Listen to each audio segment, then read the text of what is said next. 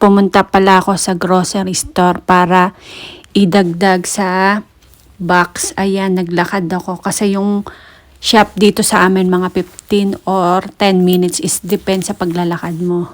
Una po sa lahat, ako po ay nagpapasalamat kay Lord. For today, this video, lahat ng nakikita nyo sa video na ito ay ilalagay ko po sa unboxing box for free. Balikbayan box from Australia.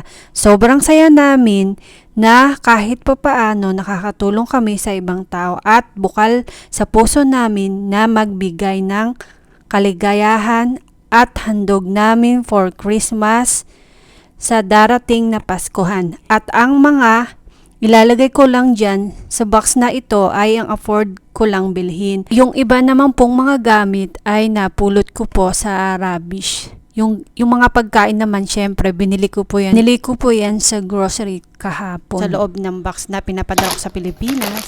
Kompleto na yan. Ito yung mga sandok. Oh. Binili ko po yan brand new. Tapos, pinaghati ko lang siya. Ayan, pinaghati ko lang yung mga sandok dun sa kabilang box na ipamimigay natin. Kaya Ate Vilma, siya ang nanalo. Mga napulot ko po yung galing sa rubbish. Yan, itong fry pan na to. Kayo na maglinis. Ang munting handog namin para sa Christmas ng kamag-anak ng nanay ko. Kasi mahirap din sa buhay eh. Bali yung iba na ilagay ko na dito sa box. O binili ko yung brand new. O tingnan ito yung mga kahon. Ayan po. Lagay ko na yung iba. Ayan, tara, samahan nyo ako at panoorin itong video na ito. Tayo mag-unbox ng mga ipapadala ko sa Pilipinas. Let's go! Alam nyo ba, ako kauwi ko lang, gala ko sa shop kasi binili ko yung ibang pagkain nilalagay dito sa box. Last year pinadala ko din yung pinsan ko ng TV, stereo, pagkain, kung ano-ano. Mga pinadala ko. Kung ano mga inilagay ko sa box. Simulan na natin. First, ito ang uunahin natin ay ang ilagay itong canvas sa loob ng box. Itong canvas. Lagi dito sa gilid. Pasensya na at kararating ko lang din sa bahay kasi bumili ako ng mga food na idadagdag ko sa balikbayan box na ipamimigay namin ng asawa ko. Hanggang hinihingal pa ako. Pasensya na po. Yung mga damit na pinagliitan ng anak ko sayang kasi. So, ano ba ito dito o bag? Tapos maraming McDonald. Mga laruan ng mga pang-McDonald. May mga kutsara pa. Oh.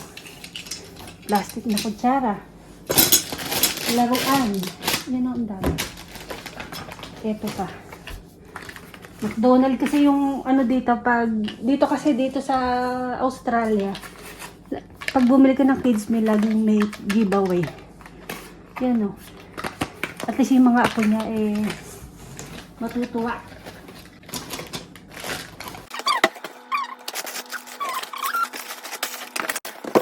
Siyempre, ang uunahin po natin ay itong foods pa. Yan, kasi yung asawa niya na na-stroke. Oh, perfect po yan. Yan, yung asawa niya na kamag-anak ng tatay ko. Kaya apelido, paras din na apelido namin. Mga base yan, yung mga napulot ko dati. Napulot ko. Tapos, mamimigay natin kasi hindi rin namin maano yun magagamit lahat. Bigyan natin sa mga, hindi katulad ng pinsan ko, hindi maka-afford yung makabili ng gamit. Kasi doon ako tayo sa pambalat ng mga gulay. Yan, pagkakasahin po natin. Siguro yun. Ayan. Pagkakasahin natin.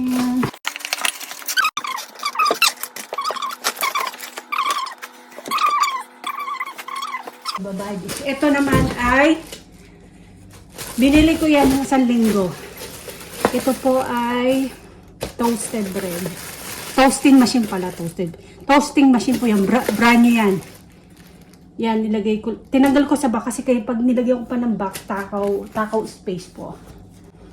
Lagyan natin dito. Ito yung babasagin na. Mga magya, mga bago pa, brand new.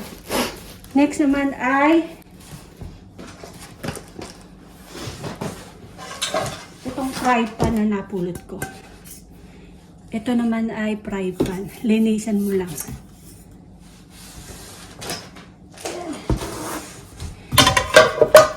Dalawang fry pan.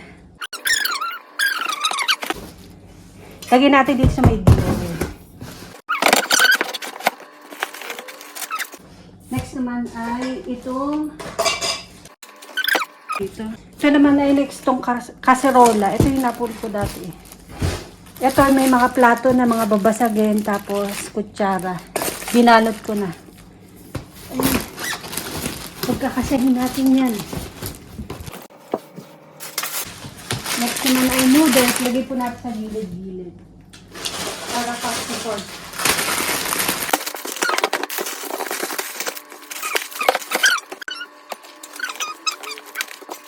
Ito naman. Old milks. Lagay natin dito sa gilid.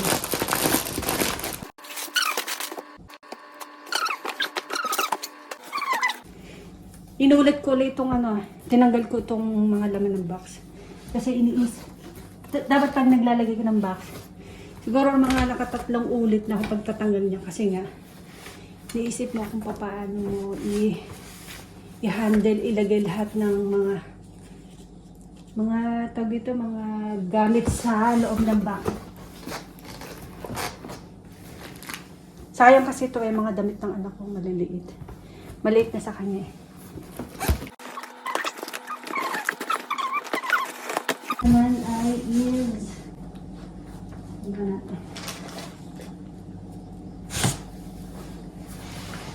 ito naman ay ito ay binalot ko na itong knife, kutsilyo po yan. Siguro dalawang piraso kaya ito o hindi na namin ginagamit. Baka walang kutsilyo sa bahay. Charot lang. Lagyan natin. Ay ang rice cooker na bumili ko kagahapon. Sulit lang. Sila ang pagkasyahin natin. Mga madam, kasya. Ayan. Pagkakasyahin po natin. Yan, brand new, may instruction pa. Binili ka $25.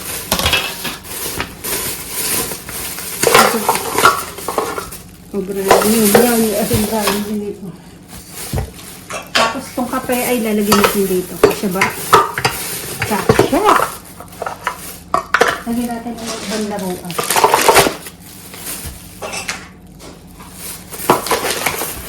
Para hindi sayang ang space.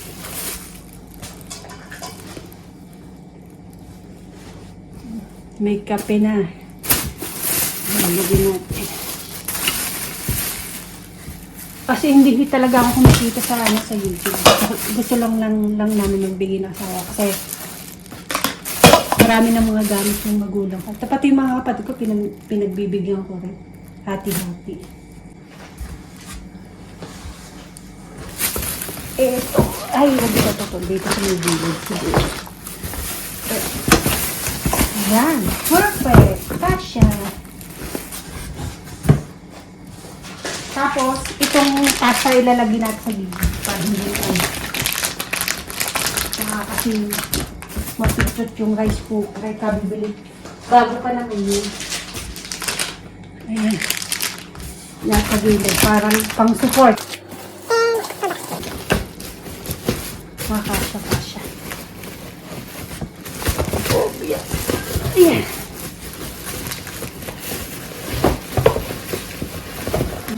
Kasya lahat.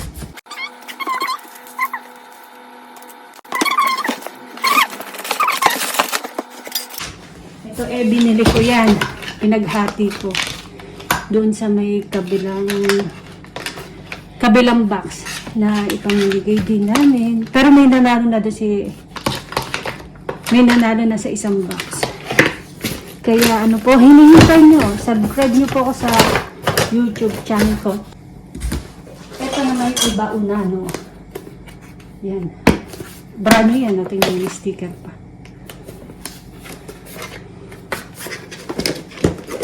Yan. Bago. May kutsara. Tapos ito. Ano ko ang tawag dyan?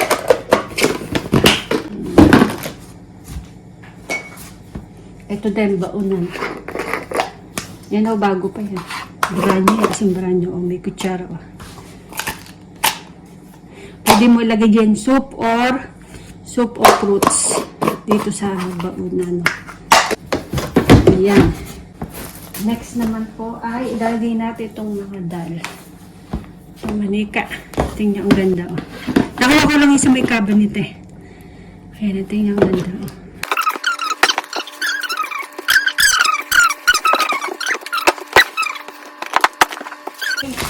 Platito o babasagin. Halos ng mga inilagay ko po dyan sa box ay napulot ko lang po sa rubbish. Siyempre, hindi lahat ng iba naman ay binili ko.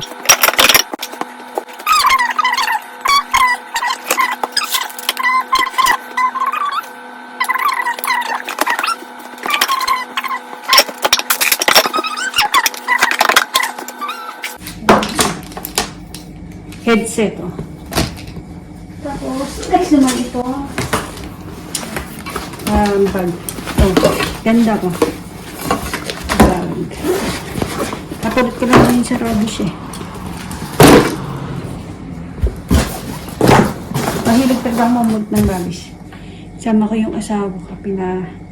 Itusan ko lagi yun. Ayan. O kaya umaandar yan. Lagay natin dito siguro. Ayan. Orasan. Huwag sanang mabasag. Ayan. Ito naman ay ang para siyang painting. May number. Ayan. Lagyan natin sa lagyan natin dito sa box.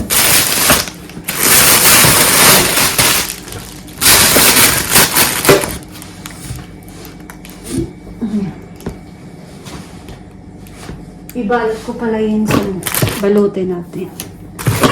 Ang damit para hindi mabasag.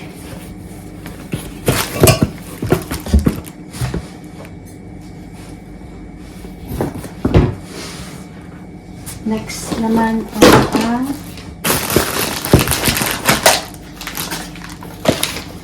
blender. Blender, master yan.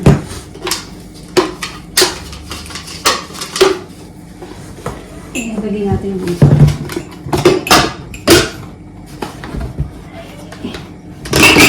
Wala na yun. Nabasag yun. Saka tatanggal ko sa dito. Sa kahon. Ilagay natin dito. Yung perfect. Kasi may lalagay pa asukal. Sugar. Talagay sa plastic ba kasi mabutas yung ano. Kaya lalagay po natin sa plastic. Baka kasi mabutas. So, ano lang naman kasi ito. Ito ay paper. Ito gaya ng plastic.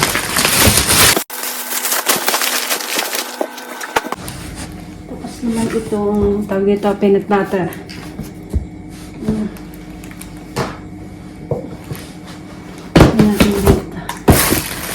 Peanut butter. Sabi natin sa plastic din.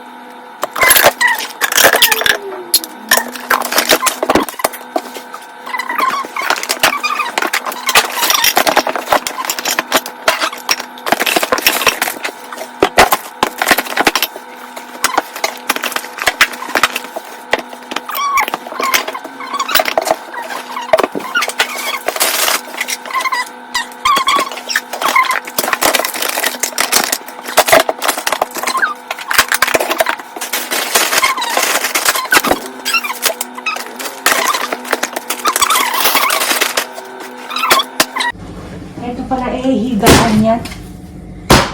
Higaan niya na ano. Finally, tapos na ang unboxing na box. Yan, tingnan nyo. Bukas masakit yung likod ko malamang.